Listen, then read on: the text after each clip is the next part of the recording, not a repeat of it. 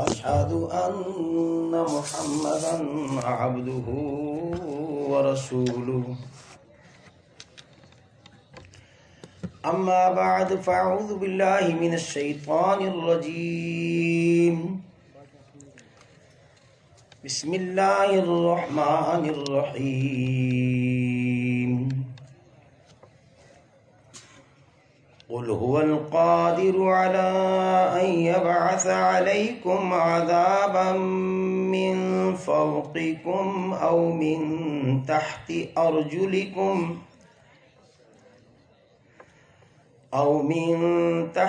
أرجلكم أو يلبسكم شيعا ويذيق بعضكم بأس بعض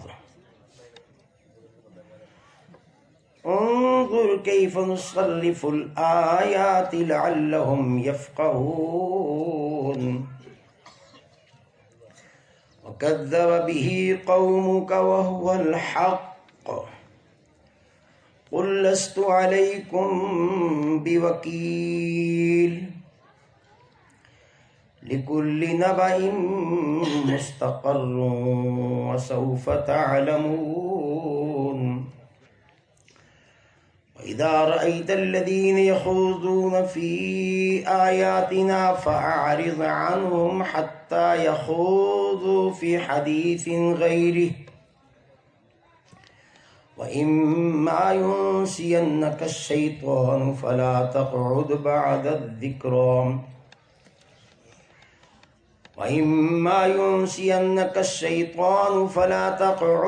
الذكرى مع القوم الظالمين.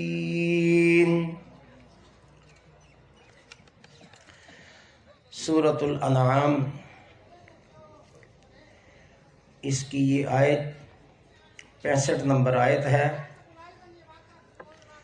غور و فکر کرنے والی آیت ہے.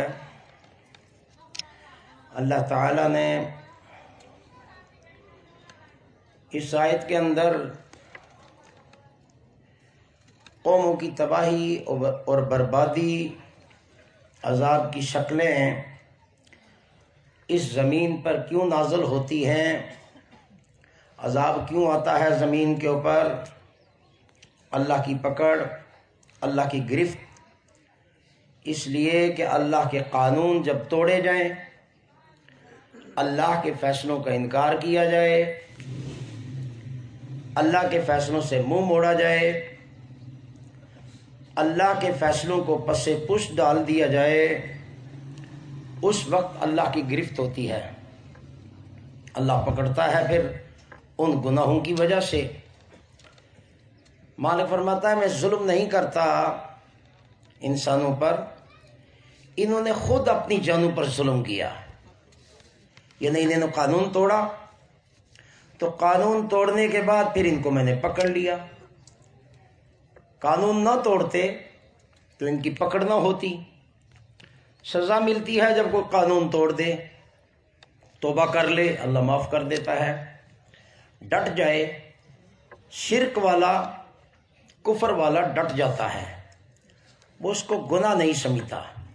اس ڈٹنے کی وجہ سے اللہ پھر اسے پکڑ لیتا ہے کہ ایک اس نے گناہ کیا، شرک کیا، اللہ کے ساتھ دوسری ہستیوں کو ملایا، اور دوسرے اس کی معافی بھی نہیں مانگتا، اور اس پر پھر ضد اور عناد میں آ چکا ہے، مقابلہ کرتا ہے، اپنے گناہ کو ثابت کرنے کے لیے دلائل دیتا ہے.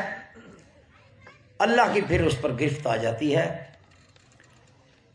ضدی اور ہٹ درم کے لیے اللہ تعالیٰ نے فرمایا کہ پھر میں عذاب بھیجتا ہوں. اوپر سے عذاب آتا ہے، یعنی طوفانوں کی شکل میں، آندھیوں کی شکل میں، قحط سالی کی شکل میں، بارشیں برسائیں. جیسے ابھی بلوچستان، پنجاب کے اندر یہ حالات آئے ہیں، پیچھے یہی حالات KPK میں آئے تھے. اسی طریقہ سے پانی آیا تھا اچانک. تو فرمایا یہ عذاب کی شکلیں ہوتی ہیں، چھوٹی چھوٹی شکلیں بھی اللہ ظاہر کرتا ہے، پھر بڑا عذاب بھی نازل فرماتا ہے. اس کے بعد فرمایا پھر زمین کے نیچے سے، پاؤں کے نیچے سے، زمین کے نیچے سے لاوے پھوٹتے ہیں اور پھر زلزلے ہوتے ہیں. طوفان آتے ہیں، زلزلے ہوتے ہیں، اور پھر تیسرا عذاب اللہ نے بیان فرمایا کہ پھر میں گروہ گروہ کر کے لڑا دیتا ہوں، آپس میں لڑائی کا مزہ چکھا دیتا ہوں۔ ہر دور میں ایسے ہوا ہے میرے بھائیوں، غور کریں گے، ہر دور میں ایسے ہوا ہے۔ قرآن کی تعلیم جب عام ہوگی، ہر شخص کے ذہن میں قرآنی آیات آئیں گی تو ہر دور کا عذاب بھی سامنے آئے گا، ہر دور کا شرک بھی سامنے آئے گا۔ تو یہاں دوسری جگہ اللہ تعالیٰ بیان فرماتا ہے کہ اس طریقہ سے ہم پکڑتے ہیں۔ پکڑنے کی ایک اور شکل قرآن نے بیان فرمائی، فرمایا وَلَقَدْ أَرْسَلْنَا إِلَىٰ أُمَمٍ مِّن قَبْلِكَ فَأَخَذْنَاهُم بِالْبَأْسَاءِ وَالضَّرَّاءِ لَعَلَّهُمْ يَتَضَرَّعُونَ۔ ہم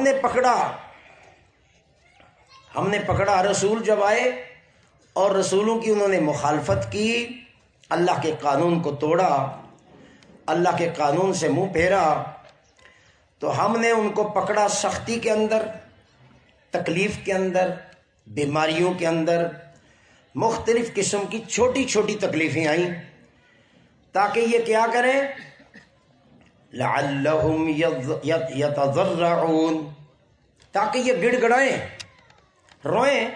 جیسے ابھی سیلاب آیا تو لوگوں کو رونا چاہیے کہ اللہ کا عذاب آ گیا، یہ عذاب دوسری طرف جب پلٹا کھائے گا تو دوسرے لوگوں کو پکڑ لیا جائے گا۔ یہ تو ہر علاقے کی باری آتی ہے، کس علاقے کو اللہ نے کب پکڑنا ہے، تو رونا چاہیے، گڑ گڑانا چاہیے کہ مالک ہمارے گناہوں کو معاف فرما دے، کہیں یہ عذاب ہم پر نہ آ جائے، دوسرے لوگوں پر آیا تو ہم پر بھی آ سکتا ہے، یہ تو کسی جگہ سے اللہ کسی شکل میں عذاب نازل کر سکتا ہے، تو ڈرنا چاہیے، رونا چاہیے۔ مالک فرماتا ہے یہ عذاب اس لیے ہم بھیجتے ہیں تاکہ لوگ روئیں، گڑ گڑائیں، عاجزی کریں، اللہ کے آگے عاجز ہو جائیں، اپنی گردن کو جھکا دیں، مالک صرف اللہ کو الہ مانیں، باقی تمام الہوں کا انکار کر دیں۔ لیکن لوگ اس پر غور جب نہیں کرتے پھر اللہ کی پکڑ آ جاتی ہے۔ فرمایا فَلَوْلَا إِذْ جَاءَهُمْ بَأْسُنَا تَضَرَّعُوا وَلَكِنْ قَسَتْ قُلُوبُهُمْ وَزَيَّنَ لَهُمُ الشَّيْطَانُ مَا كَانُوا يَعْمَلُونَ۔ مالک فرماتا ہے پھر جب ہمارا عذاب آیا تو یہ لوگ کیوں نہیں گڑ گڑائے؟ رات کو عذاب آیا، اب رات کا ذکر آیا، رات کو سویا ہوتا آدمی، اچانک پانی آتا ہے، گھروں کے اندر داخل ہو جاتا ہے۔ یہ رات کو اچانک زلزلہ ہوا، مکانات گر گئے، لوگوں نے دیکھا یار یہ تو ساری تباہی ہو گئی ہے، یہ کیا ہو گیا؟ دوسرے باہر والے آ کر دیکھیں گے، لیکن دوسرے یہ نہیں سوچتے کہ یہی عذاب ہم پر بھی آ سکتا ہے۔ اس قوم کو اللہ نے تباہ کیا تو دوسری قوم کیسے بچے گی؟ یہ تو اللہ جس کو چاہتا ہے پھر پکڑتا ہے۔ فرمایا پھر ہمارا عذاب آیا رات کو آیا تاکہ یہ گڑ گڑائیں، روئیں۔ رات کو عذاب آیا، لیکن کیا ہوا؟ عذاب کے بعد جو کیفیت بنی قرآن نے بیان کی، پھر کیفیت یہ بن گئی وَلَكِنْ قَسَتْ قُلُوبُهُمْ، دل سخت ہو گئے، رونے کے لیے تیار ہی نہ ہوئے، گڑ گڑانے کے لیے، عاجز ہونے کے لیے تیار ہی نہیں ہوئے، اللہ سے معافی مانگنے کا ذہن میں آ ہی نہیں رہا کہ اللہ سے معافی تو مانگے، اللہ نے پکڑ لیا ہے، اللہ سے معافی مانگنی چاہیے، جب مکمل تباہ کرے گا پھر معافی مانگیں گے۔ ہمیں پہلے سے معافی مانگنی چاہیے تاکہ اللہ کا عذاب ہماری طرف رخ ہی نہ کرے۔ اگر عذاب رخ کر گیا تو پھر کوئی چھڑانے والا نہیں ہوگا، پھر کوئی بچانے والا نہیں ہوگا۔ دل سخت ہو گئے، کیا بیان کیا قرآن نے؟ دل سخت ہو گئے۔ وَزَيَّنَ لَهُمُ الشَّيْطَانُ مَا كَانُوا يَعْمَلُونَ، ان کے اعمال کو شیطان نے مزین کر کے دکھایا۔ غیر اللہ کی نیاز دے رہے ہیں، بڑے خوش ہیں جی ہم غیر اللہ کی نیاز دیتے ہیں، بچ گئے، ہم پر کوئی عذاب نہیں آیا، حالانکہ یہ شیطان نے ان کے اعمال کو مزین کر کے دکھایا۔ غیر اللہ کی پکار لگا رہے ہیں، غیر اللہ سے مددیں مانگ رہے ہیں اور چڑھاوے چڑھا رہے ہیں، غیر اللہ کی پکار سے باز ہی نہیں آتے، اس پکار کو صحیح سمجھتے ہیں کہ یہ بالکل صحیح ہے، بزرگوں نے بچایا، بزرگ بچا لیں گے. تو اللہ فرماتا ہے جب انہوں نے روح گردانی کی اور شیطان نے ان کے اعمال کو مزین کر کے دکھایا، جب شیطان نے اعمال کو مزین کر کے دکھایا تو پھر ہم نے کیا کیا؟ فرمایا پھر ان کا ایک اور قصور بھی تھا. اس کے بعد پھر کیفیت کیا ہوئی؟ فَلَمَّا نَسُوا مَا ذُكِّرُوا بِهِ، پس جو ہم نے نصیحت کی تھی، نبیوں کی دعوت کو پیش کیا تھا، اللہ کے بندوں نے، داعی اللہ جو تھے، انہوں نے میرا پیغام سنایا کہ بچو عذاب سے، آؤ اس پیغام کی طرف، آؤ اللہ کے فیصلوں کی طرف، اللہ کی نافرمانی سے باز آ جاؤ، اللہ کا قانون توڑنے سے باز آ جاؤ.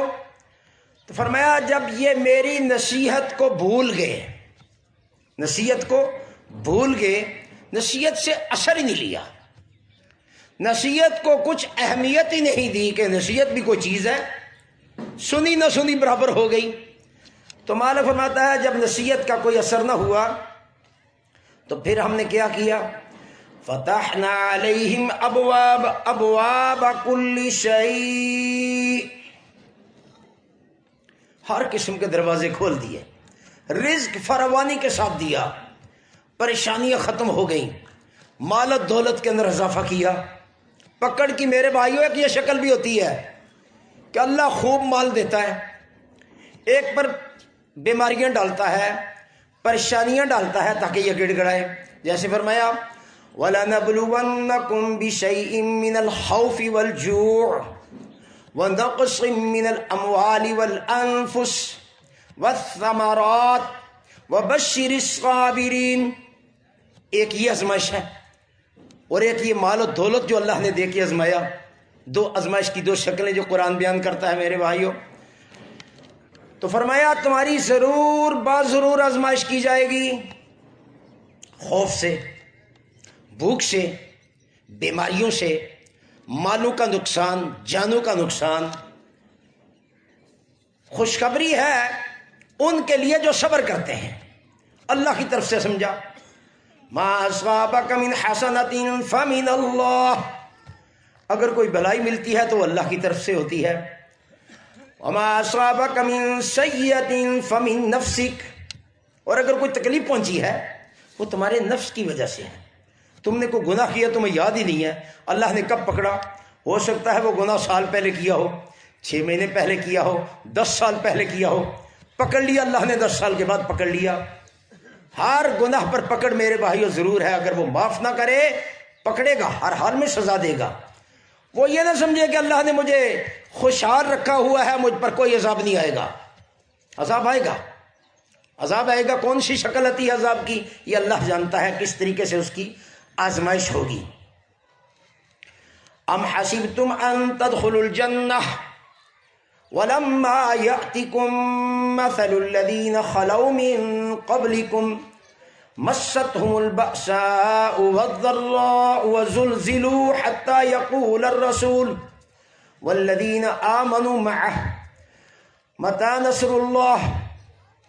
مال کیا فرماتا ہے یہاں پر کہ ضرور بضرور آزمائش کی جائے گی. تم یہ سوچتے ہو تمہیں جنت ایسے ہی مل جائے گی، جنت تمہیں ایسے ہی مل جائے گی؟ فرمایا نہیں، تمہاری آزمائش ہوگی، پریشانیوں سے، تکلیفوں سے، دکھوں سے، بیماریوں سے ہلا دیا جائے گا. تمہیں ہلا دیا جانا یہ بہت سخت آزمائش ہے، یعنی تم اپنی جگہ سے جگہ چھوڑ کے تمہیں دوسری جگہوں پر جانا پڑے گا، جھنجھوڑا جائے گا تمہیں سخت ترین عذاب سے. حتیٰ کہ یہاں تک کہ ایمان والے چیخ اٹھے رسولوں کے ساتھ. رسول جو تھے وہ بھی کہنے لگے اللہ کی مدد کب آئے گی، اور مومن جو تھے وہ بھی کہنے لگے اللہ کی مدد کب آئے گی. اتنے عرصے سے ہم صبر کر رہے ہیں، اتنے عرصے سے بیماریاں کاٹ رہے ہیں، پریشانیاں کاٹ رہے ہیں، غم کاٹ رہے ہیں، اللہ کی طرف سے مدد نہیں آتی. میرے بھائیو یہ آیت نازل ہوئی. ایک صحابی آئے حباب بن ارت رضی اللہ تعالیٰ عنہ، رسول اللہ صلی اللہ علیہ وسلم بیٹھے ہوئے تھے ٹیک لگا کر، کہنے لگے یا رسول اللہ بڑی تکلیف ہے، مشرکین نے بہت ستایا ہوا ہے، بہت تنگ کیا ہوا ہے، اللہ سے دعا کیجئے کہ یہ مصیبت ٹل جائے، یہ پریشانیاں ٹل جائیں. تو رسول اللہ صلی اللہ علیہ وسلم فوراً بیٹھ گئے اور بیٹھ کر کہنے لگے تم سے پہلے لوگوں پر جو اللہ کی طرف سے آزمائشیں آئی ہیں وہ اتنی سخت تھیں اور وہ ایمان میں اتنے پکے تھے کہ ان کو ہر طریقے سے اللہ نے آزمایا. لوگ ان پر مسلط ہوئے، ایسے مسلط ہوئے کہ لوہے کی کانگیوں سے ان کے گوشت کو ہڈیوں سے جدا کر دیا. ان کے سر پر آرا رکھا، آرا رکھ کر ان کے 2 ٹکڑے کر دیے، پھر بھی انہوں نے ایمان نہیں چھوڑا. میرے بھائیوں، یہ جو بار بار آپ کو طاغوت پر ابھی پہلے تقریر ہوئی ہے، تو یہ طاغوت کا مسئلہ جو لوگ سمجھ جاتے ہیں ان کا ایمان واقعی اللہ تعالیٰ بہت مضبوط ایمان بنا دیتا ہے. اور جو طاغوت کے مسئلے کو نہیں سمجھتے، اللہ کی وحدانیت کو نہیں سمجھتے، ایمان کی باریکیوں کو، ایمان کی گہرائی میں نہیں جاتے، تو تھوڑی سی آزمائش پر پھسل جاتے ہیں. معمولی سی کو برادری کی آزمائش آ گئی، کوئی رشتوں کی آزمائش آ گئی، کوئی کاروباری آزمائش آ گئی، جماعت چھوڑ گئے. کیوں چھوڑا؟ طاغوت کا مسئلہ نہیں سمجھتے. کلمہ توحید پہلا جو کلمہ ہے، جس کلمے پر اسلام میں آدمی داخل ہوتا ہے، اس کلمے کو سمجھا ہی نہیں کہ تمام الہوں کا انکار، ایک اللہ کا اقرار. اور طاغوت کی جو آیات ہیں تمام الہوں کا کفر، اور تمام جنہوں نے وہ الہ بنائے ہیں، جنہوں نے وہ الہ بنائے ہیں اور جو الہ بنے ہیں، ان سب کا کفر، اللہ پر ایمان. تو یہ بڑی آزمائش کے بعد جا کے پھر وہ کامیاب ہوگا. میرے بھائیوں، یہ سوچتے ہوں گے یہ بڑے بڑے لوگ آئے جماعت کے اندر، نکل گئے. کیوں نکل گئے؟ یہ آزمائش برداشت نہیں کر سکے. بنیادی قصور ان کا کیا پکڑا گیا؟ ان کی طاغوت کی تحقیق نہیں تھی. باقی لوگوں پر بھی انہوں نے بڑا اثر ڈالا، تو کیوں نہیں اثر ہوا؟ باقی لوگ طاغوت کی تحقیق کر کے آئے ہیں، اس لیے کوئی اثر نہیں ہوگا. ساری دنیا لگ جائے تو اس کو گمراہ نہیں کر سکتا کوئی شخص بھی، جو اللہ کی وحدانیت پر ڈٹ جائے اور اللہ پر توکل کرنے والا ہو. میرے بھائیوں، اس لیے یہ طاغوت کا مسئلہ ہر آدمی سمجھے اور آگے سمجھائے تاکہ موت تک ایمان میں رہے. تو کیا ہوا؟ آزمائش اتنی سخت ہوئی کہ آرے سے 2 ٹکڑے کر دیے. ایمان نہیں چھوڑا، ایمان نہیں چھوڑا. جان دے دی، ایمان نہیں چھوڑا. پتہ چلا غیبی باتوں پر پکا یقین تھا، موت کے بعد کی زندگی پر پکا یقین تھا، اللہ کے سامنے پیشی پر پکا یقین تھا. وہ یقین ان کو اس بات پر مجبور کر دیا، اس یقین نے، کہ جان دے دو، ایمان سے نہیں پھرنا. جان کے ٹکڑے کروا دو، ایمان سے نہیں پھرنا. جیسے سورہ توبہ کی 111 نمبر آیت پہلے پڑھی گئی ہے، بھائی نے پڑھ کے سنائی ہے کہ تمہارا مال اور تمہاری جان اللہ نے خرید لی ہے جنت کے بدلے میں. ایک جملے کو آدمی سمجھ جائے کہ جنت کے بدلے میں جان بھی بیچی ہوئی ہے، مال بھی بکا ہوا ہے. کیا اس کا پیچھے کیا رہ گیا؟ جہاں مال کی ضرورت آئے گی مال لگائے گا، جہاں جان کی ضرورت آئے گی یہ جان کو بچائے گا نہیں، وہاں پہنچے گا دعوت کے لیے، وہاں پہنچے گا درس کے لیے، وہاں پہنچے گا دعوت اللہ کے لیے، کیونکہ اس نے جان کا سودا کیا ہوا ہے. تو میرے بھائیوں، ایمان کو مضبوطی کے ساتھ تھامنا ہے، دل کی گہرائیوں میں ایمان کو داخل کرنے کی کوشش کرنی ہے. یہاں دیکھیں کیا آزمائش ہوئی. فرمایا فَلَمَّا نَسُوا مَا ذُكِّرُوا بِهِ فَتَحْنَا عَلَيْهِمْ أَبْوَابَ السَّمَاءِ أَبْوَابَ كُلِّ شَيْءٍ. مالک فرماتا ہے میں نے رزق کے دروازے ہر طرح کے کھول دیے. کہیں رزق اللہ بند کرتا ہے؟ یہاں رزق کھول دیا، کھل کے رزق دیا، مالدار بنا دیا، کروڑ پتی بنا دیا، لاکھوں پتی بنا دیا. اللہ نے مال ہی مال دیا. ہر قسم کے دروازے کھول دیے رزق کے. رزق کے دروازے کھل گئے، وہاں بند ہوئے، مومن پر بند ہوئے. اور مومنوں کی آزمائش اس انداز سے بھی ہوتی ہے، مال دے کر، مال چھین کر. دونوں آزمائشیں اللہ نے بیان فرمائی ہیں. فرمایا ہر قسم کے دروازے کھول دیے. حتی اذا فرحوا بما اوتوا، بس جب خوش ہو گئے وہ قوم، وہ مالدار لوگ، وہ سرمایہ دار لوگ، وہ ذمہ دار لوگ خوش ہو گئے کہ اللہ نے ہمیں بہت کچھ دیا ہوا ہے. اللہ کے قانون کو بھول گئے، زکوٰۃ بند کر دی، غیر اللہ کی نیاز دینی شروع کر دی، غیر اللہ کی پکاریں، چڑھاوے، ختم جلس میں کھل کے لاکھوں روپے خرچ کرنے شروع کر دیے، کھل کے بدعات کے اندر حصہ لیا، شرک میں حصہ لیا، غیر اللہ کی پکاریں، غیر اللہ کی نیازیں کھل کے دینے لگے. کہنے لگے ہم بڑے خوش قسمت ہیں، اور وہ جو شیطان نے ان کے اعمال کو مزین کر کے دکھایا ہوا تھا کہ بدعت کر رہے ہیں، شرک کر رہے ہیں، غیر اللہ کے نام پر مال دے رہے ہیں اور خوش ہیں کہ اللہ ہم پر راضی ہے، جبکہ اللہ نے ان کو آزمائشی طور پر مال دیا، مال آزمائشی طور پر دیا، خوش ہو گئے۔ حتی اذا فرحوا بما اوتوا اخذناهم بغتة فاذا هم مبلسون۔ حتی اذا فرحوا بما اوتوا، یہاں تک کہ خوش ہو گئے، پس پکڑ لیا ہم نے بغتتاً، اچانک پکڑ لیا، پتہ ہی نہیں چلا زلزلہ ہو گیا، پتہ ہی نہیں چلا طوفان آ گیا، پتہ ہی نہیں چلا پانی کا سیلاب آ گیا، پتہ ہی نہیں چلا ٹکراؤ ہو گیا، گاڑیوں کا ٹکراؤ ہوا، بڑی لمبی سوچ تھی اس کی، ادھر ہی تہس نہس ہو گیا، ادھر ہی تہس نہس ہو گیا، اس کو پتہ ہی نہیں چلا۔ فرمایا نا امید ہو گئے، جب اللہ کا عذاب آیا تو اس عذاب کے اندر نا امید ہو گئے کہ اب ہمیں کوئی چھڑانے والا نہیں ہے، مایوس ہو گئے۔ جن کو داتا، غوث، مشکل کشا، حاجت روا سمجھتے تھے کہ یہ چھڑوائیں گے، بخشوائیں گے، کام آئیں گے، اب کوئی کام نہیں آیا، سب سے جو ہے تعلق ان کا ٹوٹ گیا، کیونکہ کام کوئی نہیں آیا تو کیا فائدہ ہوا پکارنے کا؟ ساری زندگی پکارتے رہے، جب اللہ نے پکڑا تو کوئی کام ہی نہ آیا۔ یہ ہوتی ہے اللہ کی پکڑ۔ فرمایا فَقُطِعَ دَابِرُ الْقَوْمِ الَّذِينَ ظَلَمُوا، بس جڑ کاٹ دی، ظالموں کی جڑ کاٹ دی، انہوں نے اپنی جانوں پر ظلم کیا تھا، شرک کیا تھا، اس شرک کی وجہ سے اللہ نے ان کی جڑ کاٹ دی۔ والحمد للہ رب العالمین، سب تعریفیں اللہ کے لیے ہیں جو سارے جہانوں کا پالنے والا ہے، رزق دینے والا ہے۔ قل ارأیتم ان اخذ اللہ سمعکم وابصارکم وختم علی قلوبکم، فرمایا کہہ دو، اللہ تعالیٰ فرماتا ہے کہہ دو کہ بھلا دیکھو تم، کس چیز کو اللہ تعالیٰ دکھا رہا ہے؟ دیکھو تم، اگر اللہ تمہاری آنکھیں لے جائے، اللہ تمہارے کانوں کو بہرا کر دے، آپ دیکھتے ہیں کتنے لوگ نابینے ہو جاتے ہیں، کتنے لوگ بہرے ہو جاتے ہیں، آپ کے دیکھتے ہی دیکھتے بہرے ہو گئے، سن ہی نہیں رہے۔ اگر اللہ تمہاری آنکھوں کو لے جائے، کانوں کو لے جائے، بہرا کر دے، اندھا کر دے، اندھا کر دے، یہ عذاب کی شکل۔ اور ایک اور چیز جو اگلی قرآن نے بیان کی ہے وہ یہ ہے کہ تمہارے دلوں پر مہر لگا دے۔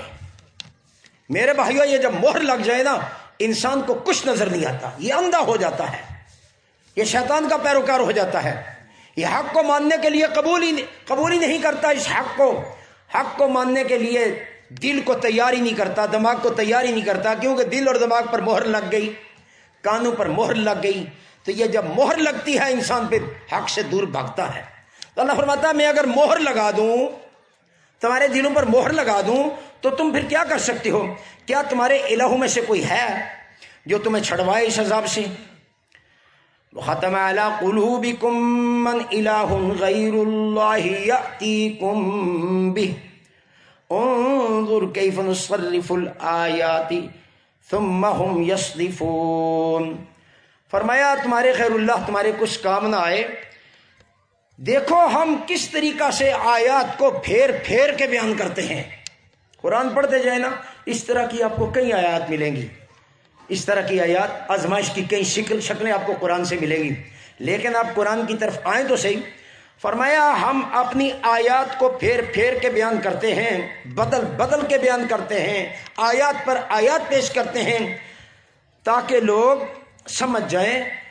لیکن یہ کیا کرنے لگے؟ انہوں نے کنارہ ہی کیا، یہ کنارہ کش ہو گئے، انہوں نے اللہ کے دین سے کنارہ کشی اختیار کر لی۔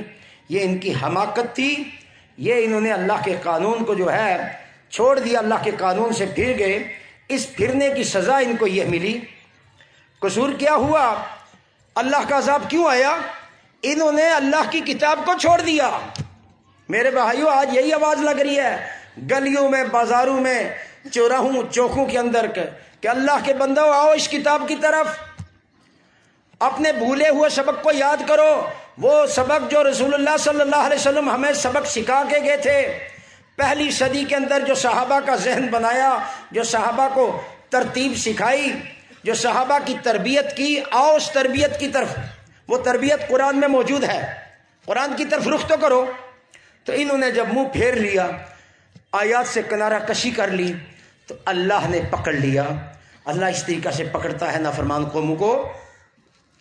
فرمایا وَأَنَّ هَذَا صِرَاطِي مُسْتَقِيمًا فَاتَّبِعُوهُ، بس یہ سیدھا راستہ ہے اللہ نے جو بیان کیا ہے کتاب کے اندر، یہ کتاب والا راستہ بالکل سیدھا ہے، اس میں شک نہیں کرنا، اس میں شک نہیں کرنا، مارے جاؤ گے شک کرو گے۔ شک والا آدمی کتاب کو پڑھتا ہی نہیں۔ کیا آپ پڑھتے ہیں کتاب کو؟ شک والا آدمی آیتوں کو یاد ہی نہیں کرتا، شک ہے اسے، پتہ نہیں یہ سچی ہے یا نہیں ہے، کیا ضرورت ہے یاد کرنے کی، کیونکہ اس نے دعوت دینے کا ذہن بنایا ہی نہیں ہے۔ میرے بھائیو، یہ عمرہ کا اجتماع ہے، عمرہ کے اجتماع میں ان باتوں کو ذہن نشین کر لو کہ آیات کو یاد کرنے کے لیے ذہن بنا لو کہ ہم نے آیتوں کو یاد کرنا ہے، پھر اپنے ساتھیوں کو سکھانا ہے، پھر اس دعوت پر لوگوں کو کھڑا کرنا ہے۔ اس دعوت کو لے کر ہم نے چوکوں چوراہوں میں جانا ہے، مسجدوں سے یہ آواز نکلے گی، اس آواز کو میدان میں لے جانا ہے، جہاں ہر فرقے کا آدمی ہوگا وہاں کھڑے ہو کے جب یہ بیان کرے گا نا، پھر پتہ چلے گا کہ ہر فرقے کو رد کرنا ہے کس آیت سے، کون کون سی آیتیں ان لوگوں کے لیے ہیں۔ اس میں ہر فرقے کے لوگ ہوں گے، ان فرقوں کو اللہ کے دین کی طرف بلایا جائے تاکہ اللہ کے عذاب سے بچ جائیں۔ روکیں گے میرے بھائیوں پھر جان چھوٹے گی، ورنہ عذاب میں تو وہ کشتی کا واقعہ بھی آپ نے سنا ہے، وہ کشتی ڈوب جائے گی اگر نیچے والوں کو نہ روکا، اوپر والے تماشا دیکھتے رہیں نہ روکیں تو وہ کشتی ڈوب جائے گی۔ اس لیے روکتے ہیں کہ اللہ کا عذاب کہیں نہ آ جائے۔ ہم نے روکنے والوں نے بھی نہ روکا تو کون روکے گا پھر؟ جنہوں نے یہ کہا کہ یہ ہماری سچی جماعت ہے، ہم حق والے ہیں، وہ بھی نہ روکیں، کون روکے گا پھر؟ وہ بھی آیتیں یاد نہ کریں، آیتیں کون یاد کرے گا؟ وہ بھی شرک اور کفر کو رد کرنے کے لیے آیات حفظ ہوں گی تو یا لوگوں کو روکیں گے نا۔ اگر آیتیں نہیں ہیں، کوئی کہ جی میں مفہومی طور پر دعوت دیتا ہوں، وہ میرے بھائیوں مفہومی طور پر کوئی نہیں مانتا، وہ کہتا آیت دکھاؤ۔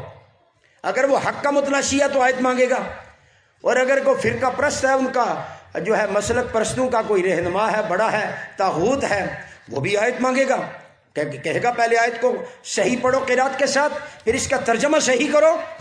تو اگر قرات کے ساتھ آیت بھی نہیں آتی، ترجمہ بھی نہیں کر سکتے، تو میرے بھائیوں دعوت تو رک گئی، دعوت نہیں چلے گی آگے۔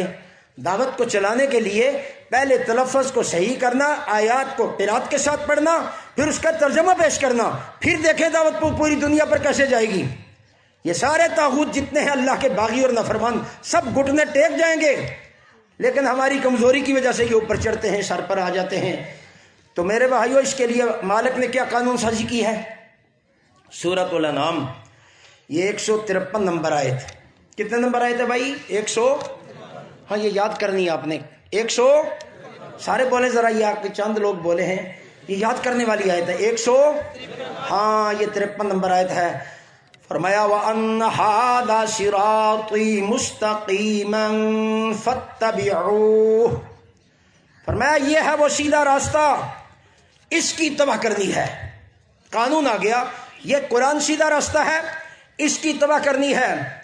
اس کے علاوہ تمام راستوں سے اللہ نے روک دیا، وَلَا تَتَّبِعُوا السُّبُلَ، اور راستوں کی پیروی نہیں کرنی۔ جتنے راستے، جتنے مسلک، جتنے فرقے دنیا میں آئیں گے ان کی پیروی کرو گے عذاب کی گرفت میں آ جاؤ گے، اللہ ان کو پکڑے گا۔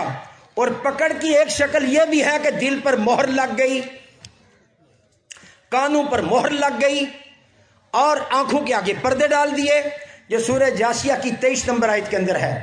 سورہ جاسیہ کی کتنے نمبر آیت؟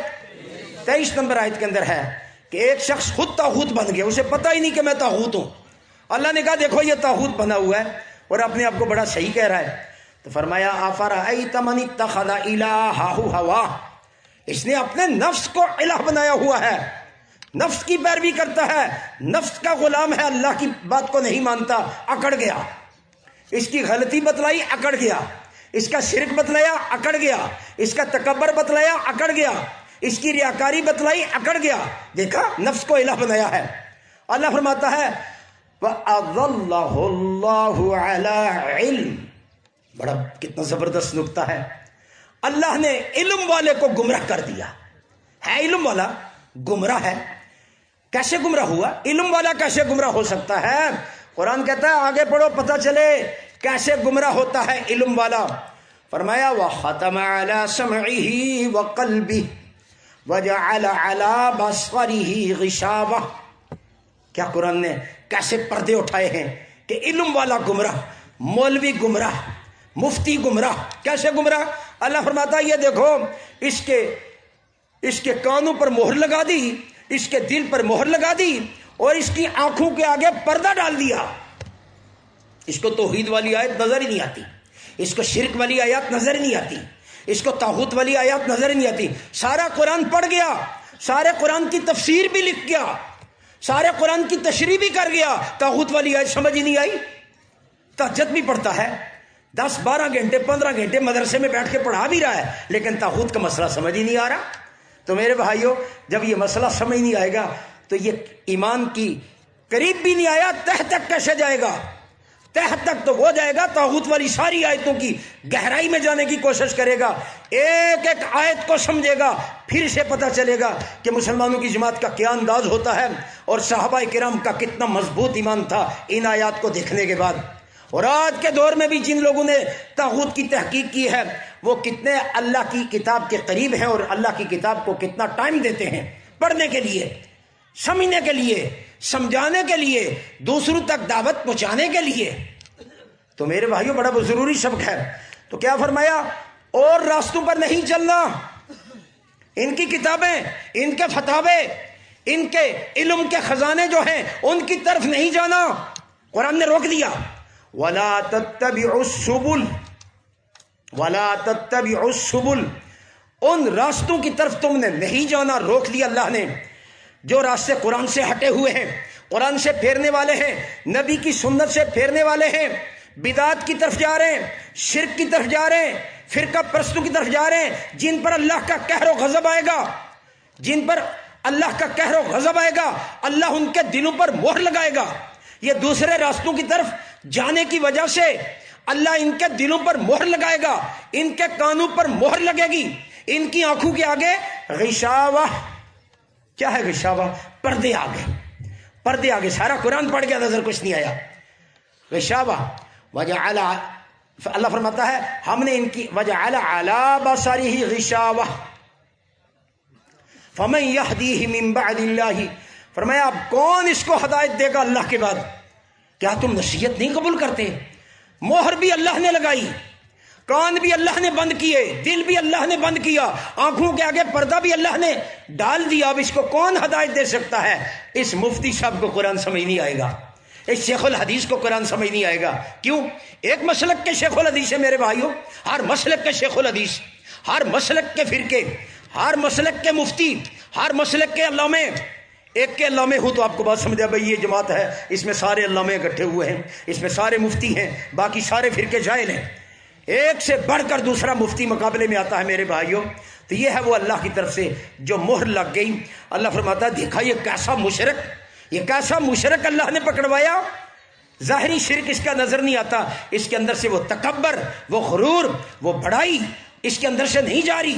تو نہ جانے کی وجہ سے اللہ نے اس کے تینوں راستے، جن راستوں سے ہدایت کو لیا جاتا ہے وہ تینوں راستے بند کر دیے، وہ تینوں راستے بند کر دیے۔ فرمایا فَتَفَرَّقَ بِكُمْ عَنْ سَبِيلِهِ، وہ راستے تمہیں اللہ کے راستے سے الگ کر دیں گے، الگ کر دیں گے۔ ذَلِكُمْ وَصَّاكُمْ بِهِ لَعَلَّكُمْ تَتَّقُونَ، بس اللہ تمہیں وصیت کرتا ہے، نصیحت کرتا ہے۔ یعنی مالک کائنات نے یہ اپنا قانون پیش کیا، اپنا فرمان پیش کیا، احکم الحاکمین کا فرمان آ گیا، لیکن اللہ فرماتا ہے یہ میری نصیحت ہے، اس نصیحت کو مان جاؤ۔ یہ نصیحت تمہیں کی جا رہی ہے میرے بندوں، میں نے تمہیں بنایا ہے کہیں اور راستوں پر چل کر اللہ کے عذاب کا مستحق نہیں ہونا۔ اور اللہ کے عذاب کی یہ شکل ہے، کسی کو اگر مال و دولت زیادہ دے دیا جائے اسی میں وہ گمراہ ہو جائے، اور کسی کو تھوڑا دیا وہ تھوڑے میں گمراہ ہو گیا، وہ برداشت ہی نہیں کر سکا اللہ کی آزمائش کو، بیماری کو برداشت ہی نہیں کر سکا۔ فرمایا یہ میری آزمائش تھی، پکڑنے کی ایک آزمائش تھی، لیکن پاس ہونے والے گئے جنت کے اندر اور فیل ہونے والے گئے آگ کے اندر۔ میرے بھائیوں کسی کو صحت مل گئی، کسی کو جوانی مل گئی، کسی کو حسن مل گیا، اس تکبر اور غرور نے اس کو قرآن نہیں سمجھنے دیا، قرآن کے قریب نہیں آنے دیا۔ تو میرے بھائیو، یہ اس کی آزمائش تھی، یہ جوانی اس کی آزمائش تھی، یہ حسن اس کا آزمائش تھا، یہ مال و دولت اس کی آزمائش تھی، اور یہ غربت بھی اس کی آزمائش ہے، یہ بیماری بھی اس کی آزمائش ہے۔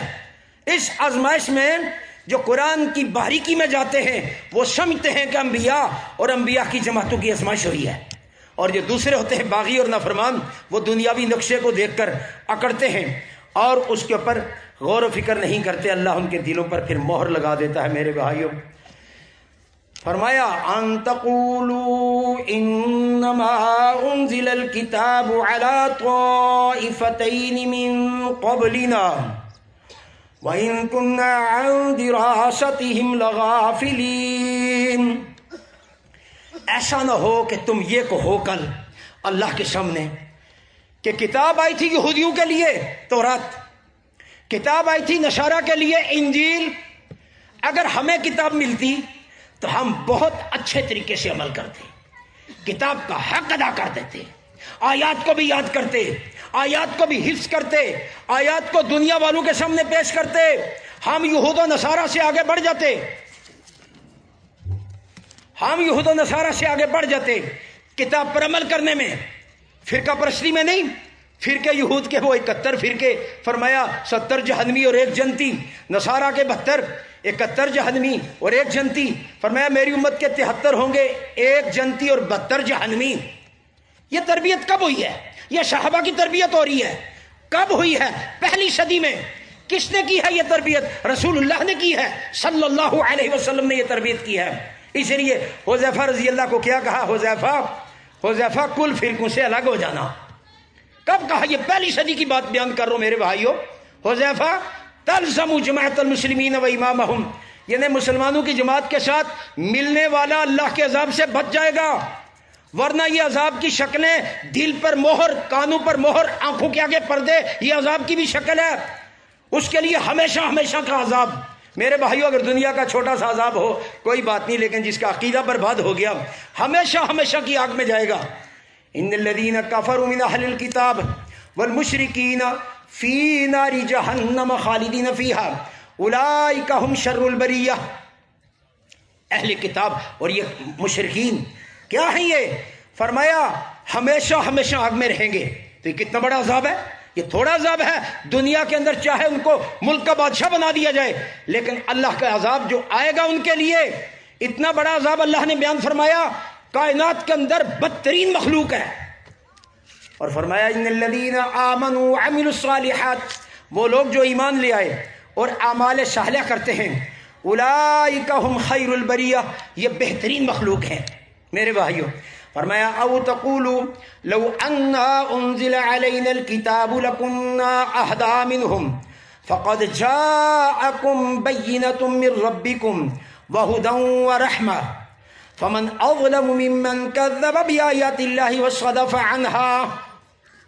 عذاب کی شکل اللہ نے بیان فرمائی نا، کہ وہ کہنے لگے، اللہ نے فرمایا میں نے کتاب بھیج دی ہے، کتاب بھیج دی ہے، اب تمہارا اعتراض ختم ہو گیا کہ کتاب ہمارے لیے آتی ہم بہت اچھے طریقے سے عمل کرتے، کتاب آ چکی ہے، اب دیکھتے ہیں تم کتنی آیتیں یاد کرتے ہو، اب دیکھتے ہیں تم کتنا میدان میں نکلتے ہو، اب دیکھتے ہیں تم باطل کا کتنا مقابلہ کرتے ہو، تمہارے لیے کتاب آ چکی ہے۔ اس سے بڑا ظالم کون ہے؟ ظالم جس کو پکڑا جائے گا، جو عذاب کی گرفت میں آئے گا، اس سے بڑا ظالم کون ہے؟ فمن اظلم ممن كذب بآیات اللہ وصدف عنہا سنجزی الذین یصدفون عن آیاتنا سوء العذاب بما كانوا یصدفون۔ اس سے بڑا ظالم کون ہے؟ جملہ ہے قرآن کا میرے بھائیو، اندر لے جانے کی کوشش کریں، دل کی کھڑکیاں کھول دیں، بڑا سخت جملہ ہے۔ اگر ہم نے یہ کوشش نہ کی نا، ان ظالموں میں ہم بھی شامل ہو جائیں گے جو اللہ کی آیتوں سے کیا کرتے ہیں؟ کترا جاتے ہیں۔ ایک ہے انکار کرنے والا، ایک ہے کترانے والا۔ انکار نہیں کرتا، سیڈ مار جاتا ہے، اس کو معمولی سمجھتا ہے، اس سبق کو سبق ہی نہیں سمجھتا، ان آیات کو آیات سمجھتا ہی نہیں، اہمیت ہی نہیں دیتا، سنی نہ سنی برابر، سنی نہ سنی برابر، آیت کو توجہ سے نہ سنتا ہے نہ یاد کرتا ہے۔ اور کترا جاتا ہے. انکار کا نہیں کہا قرآن نے. ایک اور شکل بیان فرمائی کہ کچھ ایسے منکر بھی ہوتے ہیں جن کو میں نے پکڑنا ہے عذاب کے اندر, وہ میری آیات سے کترا جاتے ہیں. میرے بھائیو, ان آیات سے کترایا نہ کریں, ان آیات کے اندر گہرائی میں جائیں. اور یہ ایمان عقیدے والی آیات اللہ نے آپ کو سننے کی توفیق دی, اللہ نے آپ کو سمجھنے کی توفیق دی, اللہ نے آپ کو فرقوں سے الگ ہونے کے لیے دل کے اندر بات ڈالی, تحقیق کر کے آپ الگ ہو چکے ہیں. اب آیات کو سمجھ کر فرقہ پرستوں کے سامنے دعوت کو کھولیے. فرمایا کترا جاتے ہیں. سنجزی الذین یصدفون عن آیاتنا سوء العذاب بما كانوا یصدفون, ہم اس کترانے کے بدلے میں سزا دیں گے ان کو. ہاں ایسے نہ سمجھے جی اتنا یاد کی تو پھر کیا ہوگا. یہ کتنے بڑے بڑے تقریریں کرنے والے جماعت سے نکل گئے. کیا ہوا؟ اللہ نے ایمان کی دولت سے محروم کر دیا, اللہ نے خود ان کو طاغوت بنا دیا, اللہ کی آیات سے پھر گئے, آیات سے کتراتے تھے, انکار نہیں کر سکتے تھے کیونکہ ترجمہ بھی وہی ہے, آیات کا ترجمہ معنی بھی وہی ہے. کترا گئے کہ گہرائی میں کون جائے, کون اس کی گہرائی میں جائے. اگر گہرائی میں چلے گئے تو ہمارا نفس جو ہے, جو طاغوت بن چکا ہے, اس نفس کو مارنا پڑے گا, اس نفس کو قرآن کے تابع کرنا پڑے گا, اس نفس کو حدیث کے تابع کرنا پڑے گا, اس نفس کو مسلمانوں کی جماعت امیر کے تابع کرنا پڑے گا. لیکن اس نے کہا نہیں جی نہیں, ہم بڑے لوگ ہیں, ہم کیوں تابع کریں. اللہ فرماتا ہے ان کترانے والوں کو ہم سزا دیں گے. هل ينظرون الا ان تأتيهم الملائكة او يأتي ربك او يأتي بعض آیات ربك. کب یہ اللہ کی آیتوں پر ایمان لائیں گے, اللہ کی آیتوں کی گہرائی میں کب جائیں گے, اللہ کی آیات کو سمجھنے کی کوشش کب کریں گے. کیا یہ انتظار کرتے ہیں فرشتہ نظر آئے پھر آیت پر غور کریں گے؟ کیا یہ انتظار کرتے ہیں کہ اللہ ہمیں نظر آئے, اللہ کو دیکھ کر پھر ہم یقین کریں گے پختہ؟ اللہ فرماتا ہے میرا انتظار کرتے ہو کہ اللہ نظر آئے یا فرشتہ نظر آئے. سنو, فرشتہ آئے گا روح نکالنے کے لیے. جب روح نکالے گا, کام شروع کرے گا, تمہیں پتہ چل جائے گا کہ ہو اب ایمان لاتے ہیں, لیکن اب ایمان لانا تو قابل قبول ہی نہیں ہے. موت کے وقت کا ایمان لانا قابل قبول نہیں ہے. میرے بھائیو, اس آیت نے بتلایا, فرمایا یوم یأتی بعض آیات ربک لا ينفع نفسا ایمانها لم تکن آمنت من قبل او کسبت فی ایمانها خیرا. قرآن بڑا باریکی سے یہاں مسئلہ بیان کر گیا. فرمایا کب ایمان لاؤ گے؟ فرمایا جب فرشتہ آئے گا ایمان لاؤ گے. فرشتہ آئے گا روح نکالنے کے لیے, اور جب روح نکالتے وقت تم ایمان کا اعلان کرو گے, اس وقت کا ایمان قابل قبول ہی نہیں ہے, اس وقت کا ایمان ہرگز قبول نہیں ہے. کیونکہ تم پہلے ایمان کیوں نہیں لائے؟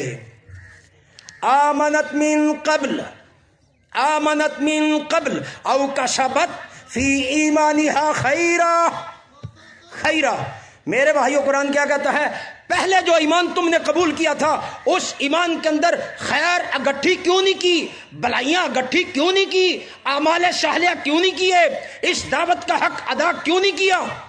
اب قرآن موت کے وقت اس کو جھڑکیں دے رہا ہے, کیا بھی ایمان لاتا ہے.